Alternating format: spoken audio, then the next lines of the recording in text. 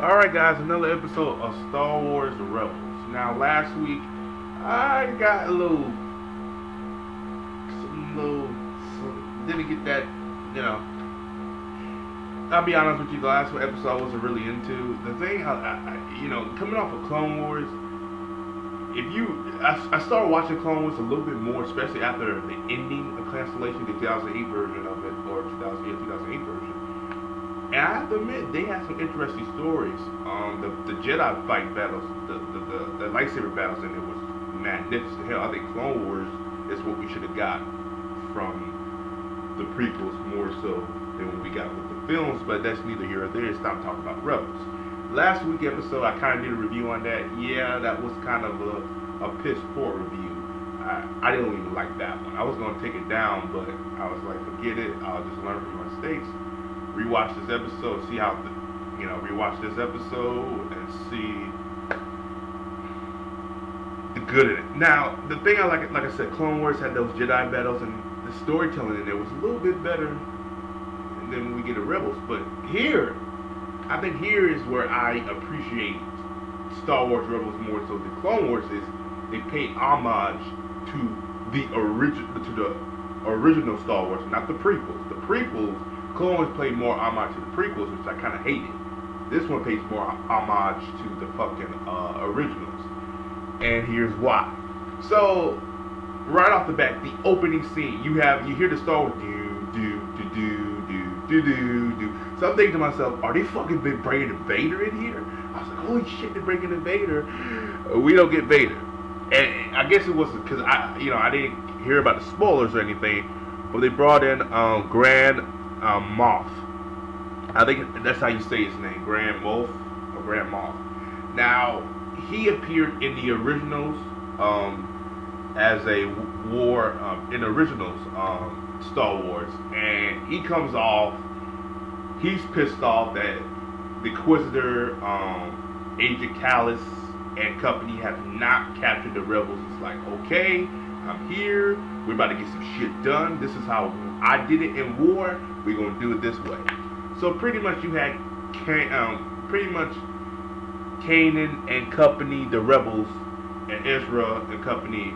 Their goal in this episode was to attempt to hack the Imperial transmission tower, so they can send a message and tell the world, or tell the world that the Galactic Empire is all but lies, and they're doing this and doing that. Stand up for yourself.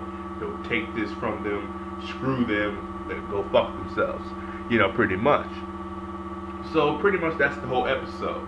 Now, before that happens, this is how I love about Clone Wars, Rebels, is they don't hold nothing back. For a kid's show, they don't hold nothing back. That's why I said this show can replace Legend of Korra, because they know what audience they're trying to get. They're trying to get the new audience as well as they're trying to get the old audience, and I like that.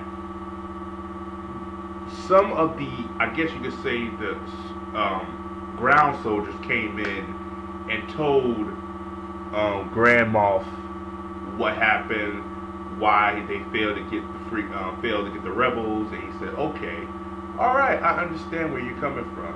He said, you want to know why? You don't want to know why you failed. You was telling them why they failed. So you had the Inquisitor. He walks behind them. I already knew that Inquisitor's about to slice their heads. So he sliced them. You see Agent Callus and this other chick's face, like, oh my god, like it was like bad to see. So I was like, wow, this is pretty interesting. I was like, all right, about time you got some action in here. Okay, those are the Clone Wars I used to see. Cause Clone Wars didn't hold nothing back with that. I give that to Clone Wars 2008 version. They didn't hold nothing back. So we go on further, and Kanan and company go to the tower, and they've been tipped to hacking. But it's all a trap, because the Grand Moff, the governor, the government figure, he knew that they were going to attempt to hack the tower. So he made a plan to let them go with their little thing. So Kanan told Ezra to get Zeb and get Zeb and them to go in the tower and hack it and stuff like that. He deals with the Inquisitor and Agent Cal. Well, mostly the Inquisitor. The Inquisitor got, he jumped from the plane or jumped from the ship and said, oh, they start having their lightsaber battle, which was pretty good. Still, like I said, I don't really like the lightsabers in here much more than I like the in Clone Wars, but I'm getting used to it. And they have a good lightsaber battle, and you can see that Kanan has improved. And even the Inquisitor said, "Oh, you have been practicing." I was like, just like a villain would say, perfect, just perfect. And he started having a lightsaber battle. So Zeb, Ezra, and company leaves Kanan behind because that was his order, and they'll come back to get him. So Kanan meets the Grand Moff, and they have an interaction. And because Grand Moff's whole plan was to get the Jedi, he wanted to meet the Jedi. He said he has seen Jedi. He said the Jedi are dead. He said this is no Jedi. He said this must be an imposter, But yeah, and that's pretty much what it was. Right off the bat, guys, like I said, this episode, call to action, pretty good, perfect.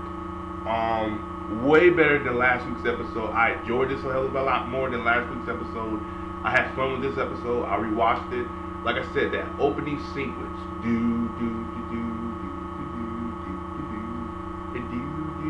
I mean, like, literally, that opening sequence put chills in the back of my spine. I seriously thought we were getting Darth Vader. I seriously thought we were getting Vader. But, I mean, like I said, the show keeps giving me stuff and stuff. And I love this whole demand thing when they released it early. Holy fuck, that is so good. Because they know who they're catering to. They're catering to the old fans as much as the new fans. And I love it, and I like it. We also heard that Season 2 is going to have more episodes than Season 1. And right off the bat, that put a smile on my face. I hope they could get Mike and Brian from Legend of Korra to write some of their episodes, because if you watch some of Legend of Korra, it's so much Star Wars, and I think they can do wonders with the series, with the characters too. But overall, guys, like, subscribe as always, and let me know down below, what do you think about this episode? And again, sorry about last week's episode. I could have did better with that, but I wasn't really in the mood to that episode. I kind of had a bad chip with myself. But anyway, like, subscribe, and peace.